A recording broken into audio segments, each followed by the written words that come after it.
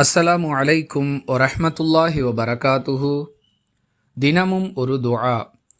கோபம் ஏற்படும் பொழுது ஓத வேண்டிய துஆ. அன்பிற்குரிய அல்லாஹுவின் நல்லடியார்களே, மனிதனாக பிறந்த அனைவரும் அவசியம் தன் வாழ்நாளில் பல சந்தர்ப்பங்களில் கோபப்பட்டிருப்பார்கள். இதுவரை நான் கோபப்பட்டதே இல்லை என்று யாராவது உங்களிடம் கூறினால் அவர் 100% பொய் சொல்லுகிறார் என்பதை நீங்கள் உறுதியாக முடிவு செய்து கொள்ளுங்கள். இஸ்லாத்தின் பார்வையில் எந்த மனிதனுமே கோபப்பட மாட்டான் என்று அல்லாஹுவோ அவனுடைய தூதரோ சொல்லவில்லை. மாறாக கோபம் வரும்பொழுது அதை கட்டுப்படுத்தி கொள்ள வேண்டும் என்று அல்லாஹ் தன்னுடைய தூதர் மூலம் நமக்கு அறிவுரை கூறுகிறான்.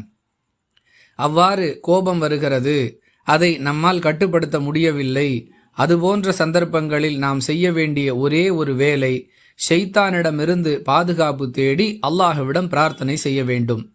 அதையே அல்லாஹுடைய தூதர் ஸல்லல்லாஹு அலைஹி வஸல்லம் அவர்கள் கற்றுக் கொடுக்கிறார்கள். இது புகாரி எனும் நூலில் 6115வது ஹதீஸில் பதிவு செய்யப்பட்டிருக்கிறது. கோபம் ஏற்படும் பொழுது அஊது பில்லாஹி மினஷ் ஷைத்தானிர் ரஜீம். மீண்டும் ஒரு முறை சொல்லுகிறேன்.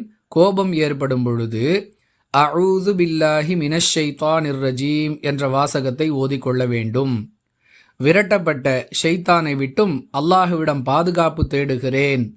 இது இந்த வாசகத்தின் பொருள். மனிதனை தடம் புரளச் செய்து தடுமாறச் செய்து அவனை வழிகேட்டை நோக்கி அழைத்துச் செல்வதற்காக ஷைத்தான் பல முயற்சிகளை செய்கிறான். அதில் ஒன்றாக மனிதனை கோபமடைய செய்கிறான். அதன் மூலம் மனிதன் பல தவறுகளை செய்ய தயாராகிறான்.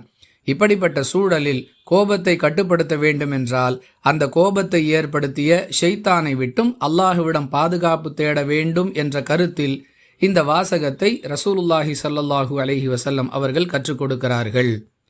வாஹிரு தஅவானா அனில் ஹம்துலில்லாஹி ரப்பில் ஆலமீன். அஸ்ஸலாமு அலைக்கும் வரஹ்மத்துல்லாஹி வபரகாத்துஹு.